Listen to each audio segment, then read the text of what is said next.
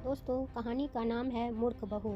इस कहानी को एक बार जरूर सुनिए और हाँ दोस्तों, एक लाइक जरूर कीजिएगा। एक था बनिया। एक बार वह व्यापार के लिए परदेश जाने लगा।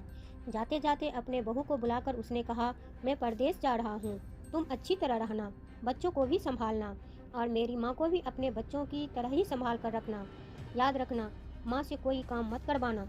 बहू ने कहा, अच्छी बात है, जैसा आप कह रहे हैं मैं वैसा ही करूँगी, आप निश्चिंत होकर जाइए। बहू ने बात ध्यान में रखी। बनिया तो चला गया। बहू ने दूसरे ही दिन माँ जी से कह दिया, माँ जी, आपके बेटे मुझसे कह गए हैं कि माँ को अपने बच्चों की तरह संभालना और उनको कोई काम मत करने देना। अब आप घर के कोई काम मत कीजिए, आप तो इन बच्चों के साथ खेलिए, खाइए और मौज करिए। माँ जी गहरे सोच में पड़ गई। फिर बोली, बहू ठीक है, अब मैं ऐसा ही करूँगी। कुछ दिनों के बाद बहू ने अपनी बेटी के कान छिदवाए। उस समय बहू को अपनी पति की यह बात याद आई कि माँ को बच्चों की तरह ही संभालना। इसलिए बहू ने माँ जी के कान छिदवाने की बात सोची। उसने माँ जी से कहा, माँ जी, चलिए आपके कान छिदवाने हैं। सुनकर माँ जी घबरा उठी। उन्होंने बहू से कहा, बहू मुझे अपने कान नहीं छिदवाने हैं, क्या अब अपने इस बुढ़ापे में मैं कान छिदवाऊं? बहू बोली, नहीं माँ जी, यह तो नहीं होगा, कान तो छिदवाने ही होंगे। आपके बेटे मुझसे कह गए हैं कि मैं आपको अपने बच्चों की तरह ही रखूं। मेरे लिए तो दोनों आंखें बराबर है, जैसी यह लड़की है वैसे ही आप भी हैं। माँ जी मन ही मन समझ गई और सुनार के पास बैठकर उन्होंने अपने कान छिदवा लिए। सुनार ने कान छेदे और कान में धागा भी डाला। बहू जिस तरह रोज रोज लड़की के कान में तेल लगाती थी, उसी तरह माँ जी के कान में भी लगाती रही। कुछ दिन बीते। जब कान ठीक हो गए तो बहू ने अपनी बेटी के कान में पहनाने के लिए बाली बनवाई। दूसरी बाली माँ जी के लिए भी बनवाई। फिर माँ जी के पास जाकर बहू ने कहा, माँ जी आइए, आपको यह बाली पहना दूँ। माँ जी ने कहा, बहू मुझको बाली क्यों पहनाती हो? मेरे जैसी बुढ़िया के लिए बाकी की बाली की क्या ज़रूरत है? मेरे जैसे बुढ़िया के लिए बाली की क्या ज़रूरत है? बाली तुम अपनी बेटी को पहनाओ, मुझको नहीं पहननी है। लेकिन बहू नहीं मानी।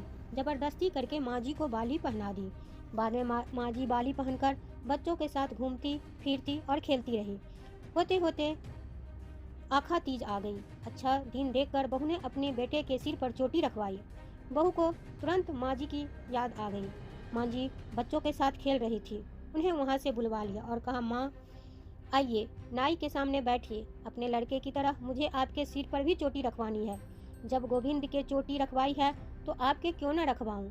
उठिए, जल्दी कीजिए, बाद में गोविंद की और आपको लपसी खिलानी है। माँ जी ने बहू को बहुत समझाया, पर बहू टस से मस न हुई। आखिर माँ जी नाई के सामने बैठी और उन्होंने अपने सिर पर चोटी रखवाई। बहू ने गोविंद के और माँ जी के सिर पर स्वास्तिक बनाया, दोनों को दूध और शक्कर से नहलाया और फिर दोनों को लपसी खिलाई। बाद में बहू रोज माँ जी की चोटी में तेल डालती, चोटी गूंथते और सिर पर ओढ़नी डालकर माँ जी को बच्चों के साथ खेलने के लिए भेजती। जब खाने का समय होता तो बहू आवाज़ देकर बुलाती, कान में वाली, सिर पर चोटी, छोटों में मोटी, आओ खाना खाने आ जाओ। यह सिलसिला रोज रोज चलता रहा। होते होते एक दिन माँ जी का बेटा परदेश से वापस आया। घर में आने के बाद बेटे ने बहू से पूछा, माँ कहाँ है? मुझको माँ का पैर छूने हैं। बहू बोली, माँ तो गली में खेलने गई है, अभी आ जाएगी। बेटे पूछा, क्या कहती हो? माँ गली में खेलने गई है? गली में तो बच्चे खेलते हैं, क्या बूढ़ी माँ कहीं खेलने जाती हैं? बहू ने कहा, मैं तो माँ को खेलने भेजती हूँ, आपने कहा नहीं था कि माँ को बच्चों की तरह रखना? मैंने तो लड़की की तरह ही माँ के भी कान बिंदवाए हैं और कानों में बालियाँ पहनाई है। जब लड़के की चोटी रखवाई तो मैंने माँ की भी चोटी रखवा ली थी। जब मैं सबको खेलने भेजती हूँ तो माँ को क्यों ना भेजूँ? मुझको सबके साथ एक सा व्यवहार करना चाहिए। पति समझ गया कि उसकी मूर्ख स्त्री की अकल का दिवाला निकल गया है। बाद में पति के कहने पर बहू ने माँ को पुकारा, कान में बाली, सिर पर चोटी, छोटों में मोटी, आओ खाना खाने आ जाओ। माँ जी गली में से खेलती खेलती आई और अपने बेटे को देखकर उनकी आंखों में आंसू छलछला आए।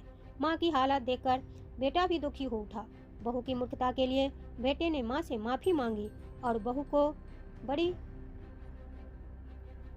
बहू की मूर्खता के लिए बेटे ने माँ से माफ़ी मांगी और बहू को भी समझाई।